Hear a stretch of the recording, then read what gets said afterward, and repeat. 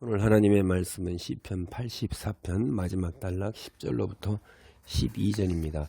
시편 84편 자체가 이제 하나님의 그 성전 시온을 향하여 나아가는 순례자가 부르는 노래, 그때 나아갈 때 이제 부르는 노래라는 얘기를 우리가 살펴봤습니다. 그래서 앞에서부터 이 시편 84편이 굉장히 밝아요. 그래서 하나님 집에 사는 복을 갖다가 1절로부터 4절까지 이제 주의 집에 사는 자들은 복이 있다. 항상 주를 찬송한다. 그리고 5절로 7절, 그러니까 주께 나아가는 자, 마음의 시온의 대로가 있는 자가 복이 있다. 힘을 얻고 하나님 앞에 나아가게 된다. 하는 얘기를 했고, 그래서 이제 복 있는 사람의 기도가 뭐냐면 우리의 방패가 되신 하나님을, 우리가 야곱의 자손이고, 그리고 우리가 주께서 기름 부으신 자의 자손들이라 이 말이에요. 그런 의미에서 내 기도를 들으시고 귀를 기울이시고 우리의 방패가 되주시고 얼굴을 드러내 주는, 임재하시는, 우리를 아련하시는 그런 이제 복을 받는다 이 말이에요. 그래서 하나님을 믿는 자, 신뢰하는 자 받을 복을 이제 이 10절로부터 12절에서 얘기합니다.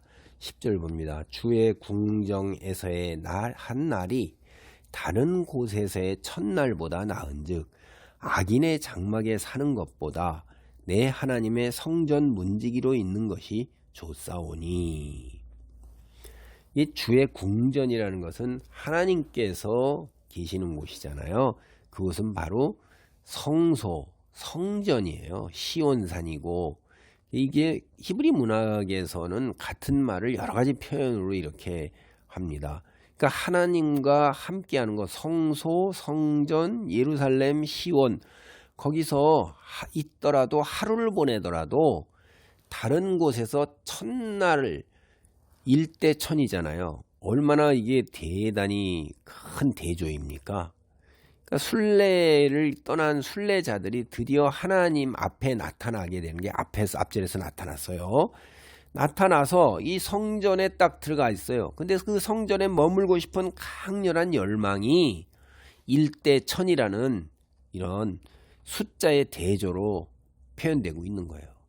어떻게 1대1000이 등가가 될 수가 있겠어요? 같은 가치를 지닐 수는 없잖아요. 근데 이 다른 곳에서 첫날을 지내서 이게 물론 호의호식하는 거죠. 세상의 것들을 누리는 그런 그 세월이 그것하고 비교도 안 된다는 거예요. 하나님 성전에서 하나님을 배움는 이게 이제 긴 집을 떠나서 긴 성전에 이르기까지 순례의 길이 가진 고생과 어려움을 겪은 거죠. 돌베개 메고 잠자는 건 마찬가지고, 목마르고 춥고 배고프고 도적의 위험, 생명의 위험, 이렇게 해서 마지막에 성전뜰에 딱 들어섰어요. 이제 드디어 하나님께 예배를 드리게는 긴 여정, 그걸 끝냈구나. 하나님을 뵙게 되는 것에 대한 이 감격, 그게 너무나도 아름다운 거예요. 일대천입니다. 첫날보다 낫다 이 말이에요. 그게 성전뜰에서 하루 보내는 것이 다른 곳에서 첫날 보내는 것보다도 더 낫다는 거죠.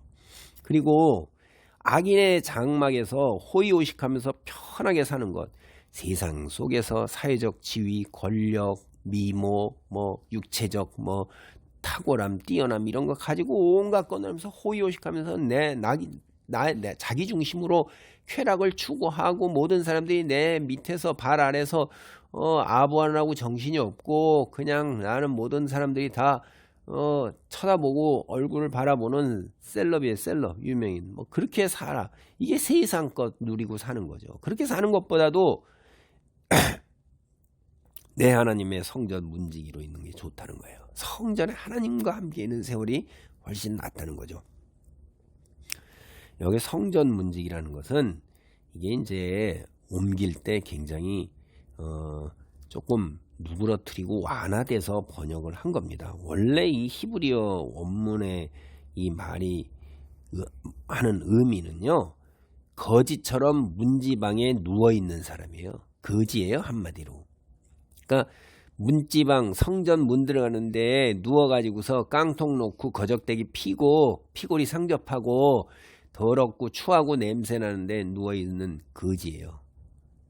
그 거지하고 그 다음에 악인의 장막에서 비단 옷으로 온갖 금장신구로 디룩디룩 가면서 온갖 사람들한테 박수갈채 받으면서 편하게 있으면서 아랫사람들 수종 들고 기름진 음식 먹는 것보다도 거지가 낫다는 거예요. 성전거지가 훨씬 낫다는 거예요. 여러분 정말 그럴까요? 성전거지가 여기 땅에서 호의호식하는 것보다 나을까요? 이게 굉장히 적나라한 편이죠. 그래서 우리는 이제 성전 문직이라고 이렇게 좀 완화시켰는데, 이 세상 것을 다 채우는 것, 악인의 집에서 즐거움과 쾌락을 누리고 편안히 사는 것보다도 하나님과 함께하는 게 더 낫다는 것을 이렇게까지 적나라하게 표현하는 거예요. 뭐 때문에 그럴까요? 그 다음이 있는 거예요. 여호와 하나님은 해요 방패이시라. 여호와께서 은혜와 영화를 주시며 정직하게 행하는 자에게 좋은 것을 아끼지 아니하실 것임이니이다. 만군의 여호와여, 주께 의지하는 자는 복이 있나이다. 여호와 하나님이 태양이시며 방패이시기 때문에 성전 거지가 더 낫다는 거예요. 여러분, 태양은 옛날에 고대 이집트도 그랬고 태양신, 그렇죠? 굉장히 많이 섬겼죠. 생명의 근원이잖아요. 빛이에요. 선의 상징이고 모든 것을 자라게 하고 모든 것을 열매 맺게 하는, 그래서 생명의 근원이고 또 구원의 상징이란 말이에요. 그다음에 방패는 자기 백성을 철저하게 보호해 주시는 보호막 역할을 하는 거예요. 하나님께서 바로 그런 분이에요. 그래서 하나님의 위임을 받아 주의 백성을 다스리는 인간 왕은 사실 큰 방패이신 하나님의 작은 방패다 이 말이에요. 그것도 또 우리도 여기도 이제 생각나게 해줘. 태양이신 하나님께서 생명을 주시고 방패이신 하나님께서 보호해 주시는데 뭐가 더 필요하겠어요? 그리고 하나님은 정직하게 행하는 사람에게 은혜를 베푸시고 부귀영화를 다 주세요. 좋은 것을 아끼지 않으세요. 여기 은혜라는 거는 그냥 거저주는 거잖아요. 선처나 자비예요. 하나님이 우리가 받아서 마땅한 벌에서 그 벌을 감해 주시고 마땅하게 받을 상보다도 더 보너스로 더 후하게 쳐서 준다 이 말이에요. 그것도 거저 주신다 이 말이에요. 영화라는 거는 명예예요. 명예. 수치를 당하지 아니하고 존귀함을 받는 거예요. 이거 얼마나 우리들이 보통 바라는 거예요. 영화, 부귀영화 우리 바라는 거. 하나님께서 다 준단 말이에요. 그거 말고 또 좋은 것, 여러분이 생각하는 좋은 것 다 채운단 말이에요. 여기에 이제 순례자가 성전을 찾은 때가 가을입니다. 우리가 이른 비와 늦은 비는 시기 앞에 말해서 보면 추수를 포함해 모든 것이 눈으로 보기에 좋았더라. 여러분, 가을에 그 온갖 풍성한 열매와 그 일렁이는 그 황금 들판, 그 온갖 나무에 온갖 과실이 다 돼 있죠. 공기 좋죠. 짐승들 다 살찌죠. 포도주 있죠. 뭘 더 말하겠어요. 평화 속에서 하나님이 우리의 삶을 선한 걸로 다 채우신단 말이에요. 그렇게 기뻐하는 거예요. 그래서 주님을 의지하는 사람이 복이 있다라고 이제 이 시를 마무리하는 것입니다. 여러분, 이 시편 84편에서 복 있는 사람이 누굴까요? 4절을 보면 성전에 사는 사람이 복이 있다고 그랬어요. 늘 하나님을 뵙고 예배하고 찬송해요. 5절은 성전을 찾아 순례길을 떠나는 사람이 복이 있다고 그랬어요. 시온에 마음의 대로가 있으니까 하나님을 뵙게 된다 이 말이에요. 이제 12절 마지막에는 주님을 신뢰하는 사람은 복이 있다고 그랬어요. 복이 있는 사람, 그 자기가 있는 장소가 계속 변하죠. 성전에서 이제 성전을 향해 나가는 길인데 이제는 아무 곳이나 상관이 없어요. 성전에서 멀리 떨어져 있는 어떤 곳이라도 상관이 없어요. 주님을 신뢰하기만 하면 그 사람이 복이 있는 사람이에요. 그러니까 어디서 살든지 간에 주님을 신뢰하는 사람은 모두 복이 있다는 거예요. 성전 안에 머무는 사람뿐만 아니라 그 마음에 하나님을 모시고 사는 사람은 다 복이 있는 거예요. 야, 이거 우리 그리스도인하고 똑같지 않습니까?